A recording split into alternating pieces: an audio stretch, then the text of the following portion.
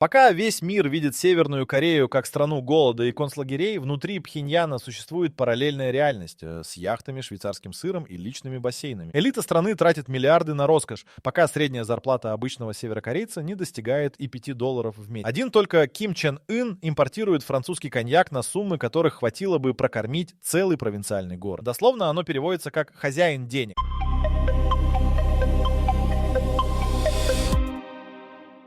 В Северной Корее есть слово, которое официально не существует – тонджу. Это новый класс богачей, выросший из руин государственной экономики после голода 90-х, когда рухнула система распределения продуктов и люди начали торговать всем, чем могли. Сегодня тонджу это несколько тысяч семей по всей стране, контролирующих рынки, шахты, рыболовецкие суда и контрабандные маршруты через китайскую границу. Типичный тонджу живет в Пхеньяне, в квартире с импортной мебелью, плазменным телевизором и холодильником, набитым южнокорейскими продуктами, провезенными через трети стран. Его дети учатся в элитных школах, его жена носит китайские подделки под европейские бренды, а сам он ездит на автомобиле. Роскошь, доступная менее чем 1% населения страны. При этом официально он числится скромным служащим какого-нибудь государственного предприятия с зарплатой в несколько тысяч вон. Схема работает просто. Тонджу дает взятку директору государственной шахты или завода, получает право использовать государственное оборудование и рабочих, продает добытое сырье или товар на рынке, а прибыль делит с директором и местными чиновниками. Государство формально владеет всем, а реальные деньги оседают в карманах у тех, кто умеет договаривать. По оценкам аналитиков из Южнокорейского института изучения объединения, состояние крупных тонджу достигают нескольких миллионов долларов. Самое поразительное – режим это терпит. После голода 90-х Ким Чен Ир фактически закрыл глаза на рыночную торговлю, потому что государство просто не могло прокормить людей. Ким Чен Ын пошел дальше, он начал использовать тонджу как источник финансирования собственных проектов. Богатые предприниматели вкладывают деньги в строительство элитных жилых комплексов, торговых центров и ресторанов, получая взамен негласную защиту от властей. Это не капитализм и не социализм, это система, где деньги покупают безопасность, но не права. Перебежчики, покинувшие страну в 2000-х и 10-х годах, описывают пхеньянские рынки как настоящие торговые центры с сотнями прилавков, где можно купить китайские смартфоны, американские сигареты, японскую электронику и даже диски с южнокорейскими сериалами. Все это технически под запретом, но продается открыто при наличии нужных связей. Один из перебежчиков рассказал исследователям, что видел в пхеньянском магазине бутылку шотландского виски за сумму, равную годовой зарплате учителя. Тонджу не афиширует свое богатство на улице, это опасно. Но внутри своих квартир и в узком кругу они живут так, как большинству северокорейцев не снилось. Частные обеды с несколькими видами мяса, домашний кинотеатр с запрещенными фильмами, иногда тайные вечеринки с алкоголем и музыкой. Система доносительства в стране работает жестко, поэтому каждый тонджу точно знает, кому из соседей можно доверять, а кому нельзя. Ошибка в этом вопросе стоит не просто денег, она стоит свободы или жизни. В Пхеньяне есть магазины без вывесок. Снаружи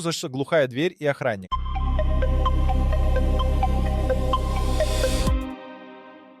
Внутри полки с французским вином, японской электроникой, швейцарским шоколадом и американскими сигаретами. Называются они дипломатические магазины, но дипломатов там давно почти не осталось. Их клиенты – партийная номенклатура, высокопоставленные военные и те самые тонджу с нужными связями. Самый известный из таких магазинов – сеть под названием Рынгнамган. Формально это государственные универмаги для иностранцев, принимающие оплату только в твердой валюте – долларах, евро или юанях. Северокорейские воны там не берут в принципе. Это автоматически отсекает 99% населения страны, у которых иностранной валюты нет и быть не может, ее хранение до недавнего времени было уголовным преступлением. Для элиты этот запрет не действовал никогда. Журналисты и дипломаты, побывавшие в Пхеньяне, описывали Рынгнамган как вполне приличный супермаркет. С тележками, ценниками и на полках стоят французский коньяк Хеннесси, немецкое пиво, австралийская говядина в вакуумной упаковке и корейская косметика из Южной Кореи. Та самая, за просмотр рекламы, которые обычного северокорейца могут отправить в лагерь. Цены в пересчете на доллары вполне сопоставимы с европейскими супермаркетами, то есть для среднего жителя страны это буквально годовая зарплата за одну корзину продуктов. Отдельную категорию составляют закрытые распределители для партийной верхушки. Система, унаследованная еще от советской номенклатуры. Каждый чиновник определенного ранга получает ежемесячный паек, который существенно отличается от того, что выдают рядовым гражданам. Пайки высокопоставленного функционера, рис без примесей, мясо, масло, сигареты, алкоголь и даже деликатесы вроде морепродуктов. Перебежчики, работавшие в системе распределения, рассказывали, что содержимое пайков для чиновников уровня министерства напоминало советские продуктовые заказы эпохи позднего застоя, только без дефицита. После того, как Ким Чен Ын укрепил власть в 2012-м, в Пхеньяне начали появляться заведения нового типа, внешне напоминающие обычные кафе или рестораны, рестораны, но фактически работающие как закрытые клубы. Вход туда возможен только по рекомендации или при наличии определенного удостоверения. Внутри меню с блюдами, которые большинство северокорейцев не видели никогда. Стейки, суши, итальянская паста, торты с настоящим кремом. Один из таких ресторанов, по данным перебежчиков, располагался в центре Пхеньяна и специализировался исключительно на блюдах из морепродуктов, доставляемых с восточного побережья страны в день вылова. Параллельно с официальными магазинами существует система частных поставок. Тонджу с нужными связями в таможне организует регулярный завоз товаров через китайский город Даньдун, главный перевалочный пункт на северо-корейско-китайской границе. Через него идет больше 70% всей внешней торговли страны, и значительная часть этого потока – контрабанда предметов роскоши для состоятельных пхеньян. Китайские смартфоны, дорогая одежда, косметика, бытовая техника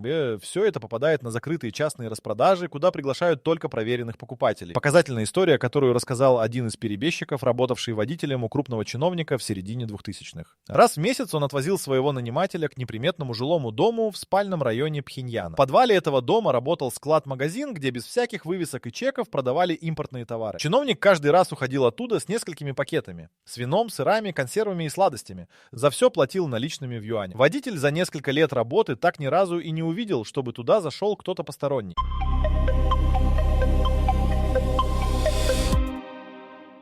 После 10 вечера Пхеньян для обычных граждан практически замирает. Комендантского часа официально нет, но передвижение по городу без уважительной причины привлекает внимание патрулей. Для элиты ночной город живет по другим правилам. В 2012-м в Пхеньяне открылся боулинг-клуб Мансу. Заведение с современными дорожками, барной стойкой и импортным оборудованием. Вход стоил несколько евро, что автоматически делало его недоступным для среднестатистического горожанина с зарплатой в $5 в месяц. Журналисты, посетившие клуб в составе официальных делегаций, описывали его как вполне современное заведение с музыкой, освещением и молодыми пхеньянцами в модной по местным меркам одежде. Все присутствующие были тщательно отобраны заранее. Параллельно в городе существовали заведения, о которых иностранцы не знали вовсе. Перебежчики из числа бывших чиновников описывают частные вечеринки, которые устраивались на закрытых дачах за городом или в квартирах с задернутыми шторами. На таких собраниях звучала южнокорейская поп-музыка. Та самая, за прослушивание которой рядовому гражданину грозил лагерь. Алкоголь лился свободно. Дорогой шотландский виски и китайская водка Маатай, бутылка которой стоила больше месячного пайка рабочего. Отдельную роль в ночной жизни элиты играли так называемые группы радости. Специально отобранные молодые женщины, которых набирали для развлечения высокопоставленных чиновников и военных. Эта система существовала еще при Ким Ир Сене и была детально описана несколькими перебежчиками, лично с ней сталкивавшими. Девушек отбирали в возрасте от 13 до 15 лет по критериям внешности и музыкальных способностей. Их семьям обещали привилегии и улучшение жилищных условий. Сами девушки годами обслуживали закрытые банкеты, не имея права отказаться или покинуть систему по собственному желанию. Ким Чен Ын, по данным перебежчиков из его ближайшего окружения, продолжил традицию отца, но масштабировал ее. Бывший повар семьи Ким, японец Кензи Фудзимото, проработавший при дворе больше 10 лет и бежавший из страны, детально описал застолья, на которых присутствовал лично. По его словам, банкеты длились до рассвета, на столах стояли омары, икра, японские деликатесы и коньяк Хеннесси ящик. Молодой Ким Чен Ын, которого Фудзимото знал еще подростком, уже тогда демонстрировал вкус к подобным излишествам. В 10-х годах в Пхеньяне появились заведения нового формата. Замаскированные под обычные кафе ночные клубы с диджеями и танцполом. Попасть туда можно было только через знакомых или предъявив нужное удостоверение. Южнокорейские спецслужбы фиксировали факты работы подобных заведений на основе показаний перебежчиков. Молодых людей из семей номенклатуры, которые регулярно там бывали. По их описаниям, музыка там была преимущественно западной и южнокорейской, то есть формально запрещенной, но охрана на входе обеспечивала полную конфиденциальность. Отдельную статью расходов элиты составляли азартные игры. Официально в стране они под полным запретом. На практике подпольные карточные игры с крупными ставками проводились регулярно в частных домах высокопоставленных чиновников. Ставки делались в китайских юанях или долларах. Суммы, по описаниям перебежчиков, достигали нескольких тысяч за один вечер. Проигравшие скачущие иногда лишались не только денег, но и ценностей, машин, квартир, доступа к торговым маршрутам. Один перебежчик, работавший охранником у крупного военного чина, рассказал, как его наниматель за одну ночь проиграл сумму, эквивалентную стоимости 3 автомобилей, и на утро был совершенно спокоен, потому что знал, как ее восполнить.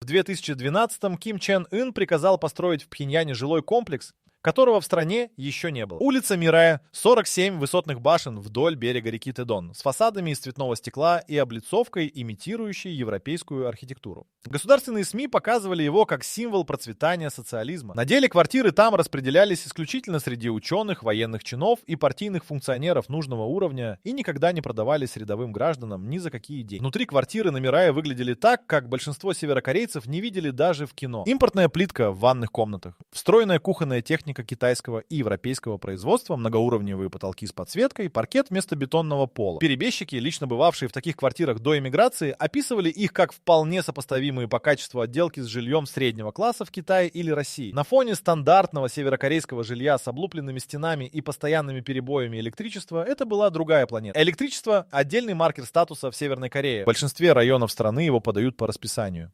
2-4 часа в сутки, нередко ночью.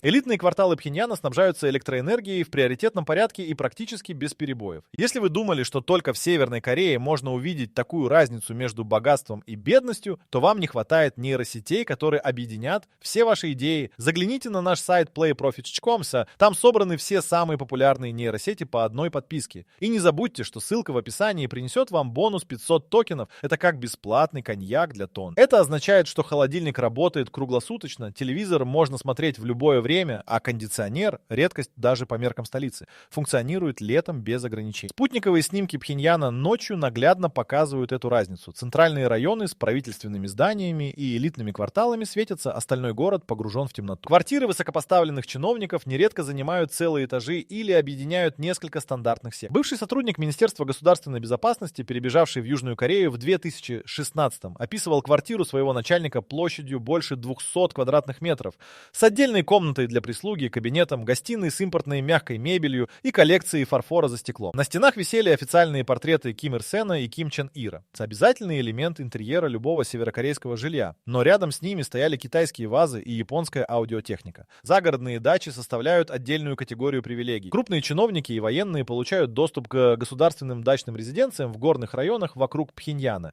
одноэтажным домам с садами, банями и обслуживающим персоналом. Эти объекты не фигурируют ни в каких официальных документах и существуют исключительно в системе устных договоренностей между людьми нужного уровня. Потерять доступ к даче означает потерять статус. Это сигнал, который в номенклатурных кругах считывается мгновенно. Тонджу, разбогатевшие на рыночной торговле, подошли к жилищному вопросу иначе. Формально в Северной Корее частной собственности на жилье не существует. Все квартиры принадлежат государству. На практике с конца 90-х сложился теневой рынок недвижимости, где квартиры покупаются и продаются за наличные в юане. Сделка оформляется через поставное лицо с нужной пропиской или через взятку чиновнику жилищного управления. Стоимость хорошей квартиры в центре Пхеньяна к середине десятых годов достигала 50 тысяч долларов. Сумма фантастическая по меркам страны, где официальная средняя зарплата не превышает 10 долларов в месяц. Богатые тонджу вкладывали деньги в ремонт приобретенного жилья, завозя отделочные материалы из Китая через посредников. Итогом становились квартиры с плиткой, натяжными потолками и мебелью, которую в государственных магазинах было просто не купить. Соседи знали об этом богатстве, но молчали, потому что в большинстве случаев нужные взятки были уже розданы всем, кто мог создать проблемы. Сам Ким Чен Ын провел несколько лет в Швейцарии под чужим именем.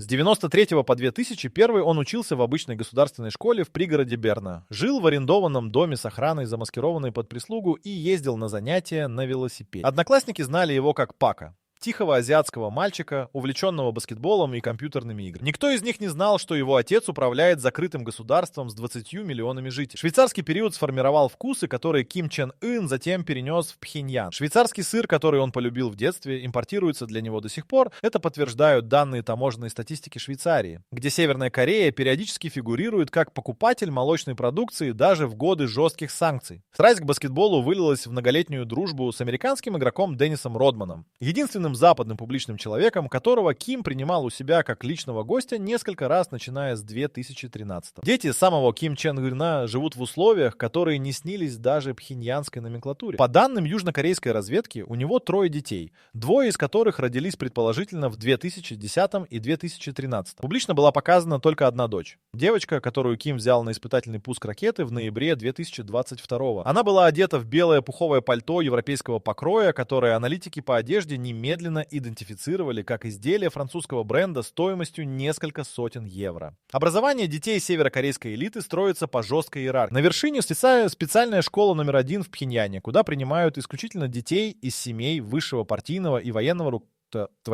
Программа там включает углубленное изучение китайского языка, математики и точных наук, но не иностранной литературы и не истории за пределами официальной северокорейской версии событий. Учителей для этой школы отбирают отдельным конкурсом, проверяют на политическую благонадежность и платят им в несколько раз больше, чем в обычных учебных заведениях. Дети Тонджу в элитные партийные школы не попадают. Туда нужна правильная анкета, а не деньги. Но богатые предприниматели нашли обходной путь. Частные репетиторы. В стране, где частное образование официально не существует, репетиторство процветает в подполье. За обучение китайскому языку, математике или игре на музыкальных инструментах родители платят наличными. Суммы по северокорейским меркам значительные, но для Тонджу вполне доступны. Цель одна – дать ребенку конкурентное преимущество при поступлении в университет, который откроет доступ к государственной карьере и новым привилегиям. Университет Ким Ир Сена в Пхеньяне – главный лифт в жизни элиты. Туда поступают около 2000 студентов в год, и большинство из них – дети номенклатуры. Конкурс формально существует, но распределение мест на престижные факультеты, ядерную физику, международные отношения, информационные технологии происходит через систему рекомендаций и взяток. Выпускник этого университета автоматически получает пхеньянскую прописку, распределение в государственную структуру и доступ к системе привилегий, которая будет кормить его всю жизнь. Показательна судьба племянника Ким Чен Хына, сына его казненного дяди Чан Сон Тхэка. После расстрела Чан Сон Тхэка в 2013-м вся его семья была репрессирована. Жена, братья, дети. Это стандартная практика коллективного наказания, которая в Северной Корее применяется к семьям осужденных по принципу 3 поколений. Даже дети высокопоставленных чиновников не застрахованы от мгновенного падения. Если их родитель потерял доверие вождя, вся семья в течение нескольких дней оказывается в лагере. Привилегии в Северной Корее не наследуются автоматически. Они существуют ровно до тех пор, пока существует лояльность.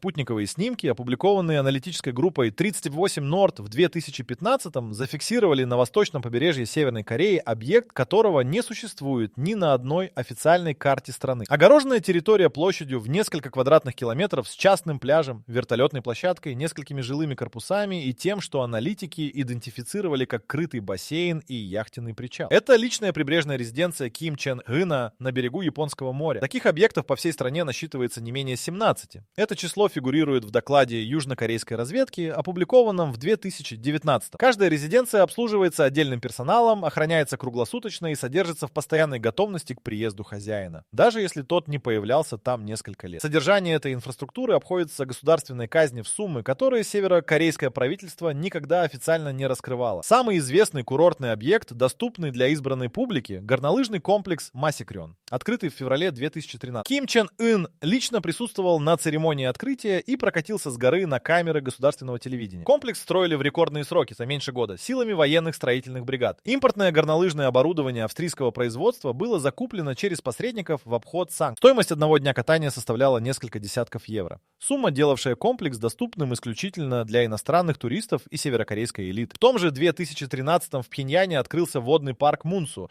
крытый комплекс с волновым бассейном, водными горками и зонами отдыха. Государственные СМИ показали его как подарок вождя народа. На практике вход стоил в валютном эквиваленте несколько долларов, при том, что большинство жителей страны зарабатывает меньше 10 долларов в месяц. Иностранные журналисты, посетившие парк в составе официальных туров, описывали его как вполне современный объект, но отмечали, что при всей его вместимости посетителей там было на удивление мало. На острове Рынгра в черте Пхеньяна расположен еще один объект. Конно-спортивный клуб с ипподромом, открытый в 2014. Ким Чен Ын лично объезжал территорию верхом на белом коне для государственных фотографий. Образ впоследствии растиражированной пропагандой. Содержание племенных лошадей в стране, которая в то же время получала гуманитарную помощь продовольствием от международных организаций, стало отдельным поводом для критики со стороны правозащитников. Личный флот Ким Чен Ына включает несколько яхт, крупнейшая из которых была зафиксирована спутниковыми снимками у берегов его восточной резиденции. По оценкам аналитиков, судно длиной около 90 метров было приобретено еще при Ким Чен Ире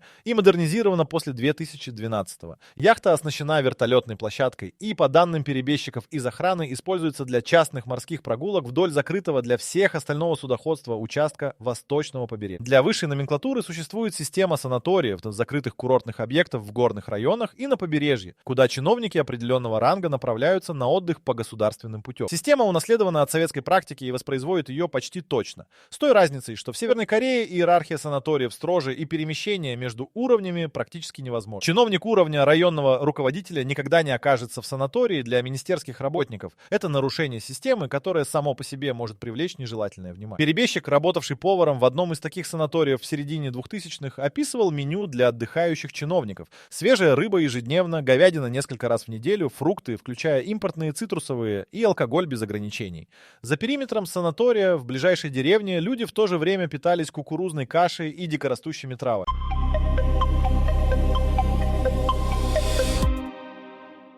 В 2018-м таможенная служба порта Роттердам задержала необычный груз, 2 лимузина Mercedes-Benz класса, Майбах стоимостью около 200 тысяч евро каждый, замаскированные под музыкальное оборудование в контейнерных документах. Конечный адрес доставки после нескольких перегрузок вел в Северную Корею. Автомобили были конфискованы как нарушение санкций Совета Безопасности ООН, запрещающих поставку предметов роскоши в страну. Это был не единичный случай. Только задокументированных попыток контрабандной доставки люксовых автомобилей в Северную Корею за 10-е годы насчитывается больше 20. Ким Чен Ын передвигается исключительно на бронированных лимузинах Mercedes-Benz серии 600, тех самых, которые официально запрещено ввозить в страну по решению ООН. Его личный автопарк, зафиксированный на государственных фотографиях и спутниковых снимках резиденции, включает не менее 10 автомобилей этой марки. Все они попали в страну через цепочку подставных компаний в Китае, России и ряде африканских государств, которые формально не являются нарушителями санкционного режима. Схема контрабанды люксовых автомобилей в Северную Корею была детально описана в докладе экспертной группы ООН в 2019-м. Автомобиль покупается в Европе через подставную фирму, перегружается в нейтральном порту, переоформляется с изменением кодов товарной номенклатуры и доставляется в китайский или российский порт, откуда уже попадает в Северную Корею наземным транспортом. Весь маршрут занимает от 2 до 6 месяцев. Наценка за услуги посредников составляет от 50 до 100% от стоимости автомобиля.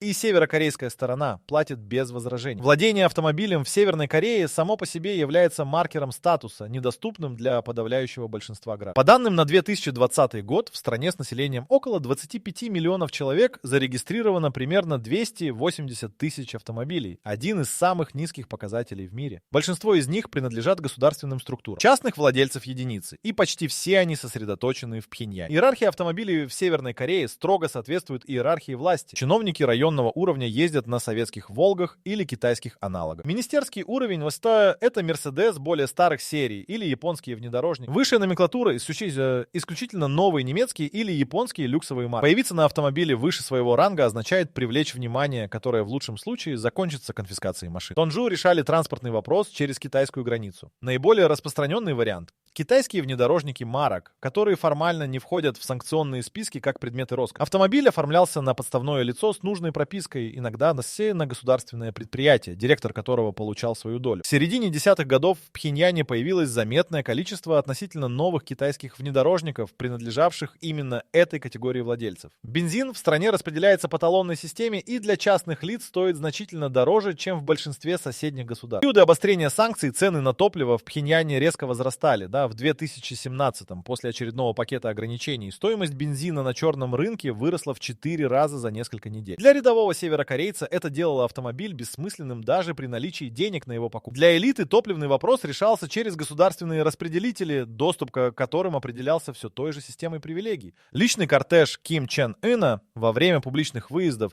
включает от 8 до 12 автомобилей, машины сопровождения, машины охраны и несколько идентичных лимузинов, между которыми вождь перемещается непредсказуемо для исключения возможности покушения. Эта практика была введена еще Ким Чен Иром, и при его сыне стала более жесткой после казни Чан Сон Тхэка, которая обострила паранойю в отношении внутренних угроз. Чан Сон Тхэк знал о роскоши все.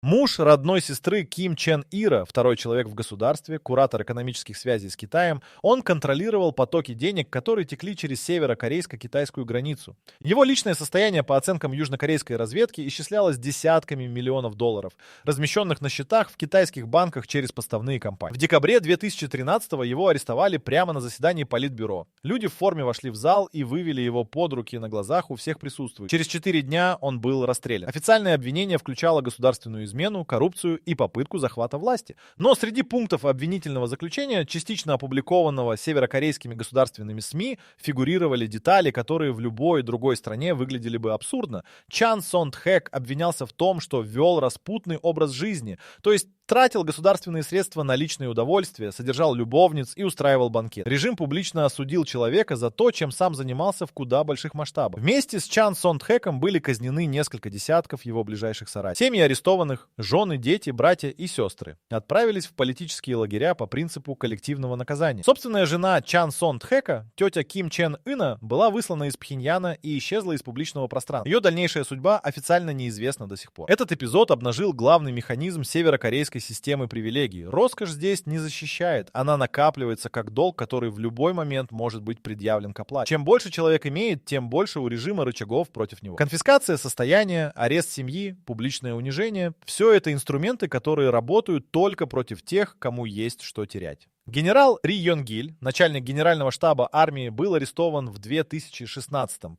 предположительно за коррупцию и злоупотребление служебным положением. Через несколько месяцев он неожиданно появился на публике живым и был восстановлен в должности. Это тоже типичная практика. Ким Чен Ын использует аресты и угрозу расправы как инструмент контроля над элитой, не всегда доводя дело до казни. Достаточно самого факта исчезновения. Остальные делают вывод. Министр обороны Хён Йон Чхоль был расстрелян в 2015-м из зенитной пушки. По данным южнокорейской разведки, за то, что заснул на военном мероприятии в присутствии Ким Чен Ына. Метод казни был выбран намеренно. Зенитная пушка не оставляет тела. Это послание остальным членам элиты, сформулированное предельно ясно. Не существует такого уровня привилегий, который гарантировал бы безопасность. Перебежчики из числа бывших чиновников описывают состояние постоянного страха как неотъемлемую часть жизни северокорейской элиты. Человек может жить в квартире с импортной мебелью, ездить на немецком автомобиле и пить французский коньяк, и при этом каждое утро просыпаться с мыслью о том, не изменилось ли что-то. Но телефонный звонок из органов безопасности, неожиданный визит в офис, отсутствие приглашения на очередной официальный банкет, любой из этих сигналов означает начало конца. Бывший дипломат, перебежавший в Южную Корею в 2017-м, описывал момент, когда понял, что должен бежать. Его коллегу вызвали на собеседование в Министерство государственной безопасности по незначительному поводу, и тот не вернулся. Дипломат собрал семью и пересек границу через третью страну в течение недели. Он оставил в Пхеньяне квартиру, машину и банковский счет с накоплениями за 20 лет службы. По его словам, это было самое легкое решение в его жизни.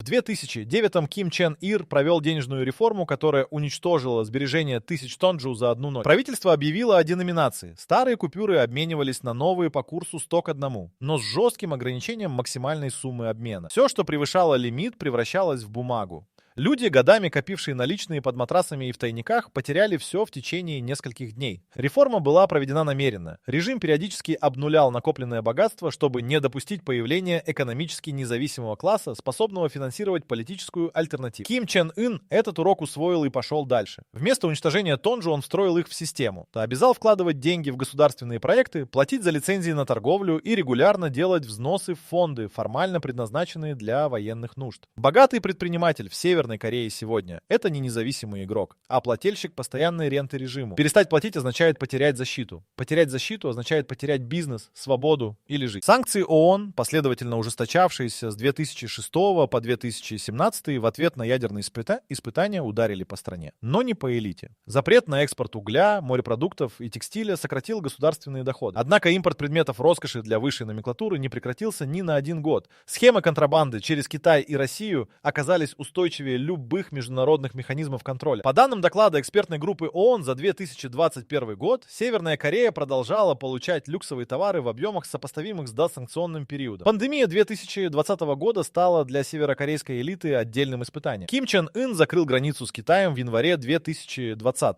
раньше, чем большинство стран мира ввели какие-либо ограничения. Это решение отрезало страну от основного канала поставок всего. продовольствия, медикаментов, потребительских товаров и предметов роскоши. Цены на китайские товары на пхеньянских рынках выросли в несколько раз. Тонжу, чья торговля целиком зависела от китайского импорта, оказались в кризисе. Часть из них разорилась. Другие переориентировались на внутреннее производство или нашли новые контрабандные маршруты через морскую границу. Сам Ким Чен Ын за годы правления набрал значительный вес. Факт, который северокорейские государственные СМИ никогда не комментировали, но который стал предметом анализа зарубежных медицинских экспертов. По оценкам южнокорейских специалистов, его вес к 2020 году превысил 140 килограммов. В стране, где треть детей страдает от хронического недоедания, физический облик вождя является наглядным свидетельством разрыва между его образом жизни и реальностью для остального населения. Ответ на вопрос, поставленный в начале, оказывается проще, чем кажется. Богатые в Северной Корее живут хорошо. С едой, машинами, квартирами и развлечениями, недоступными для большинства. Но их богатство существует не вопреки системе, а внутри нее и полностью зависит от нее. Тонжу платит режиму за право торговать.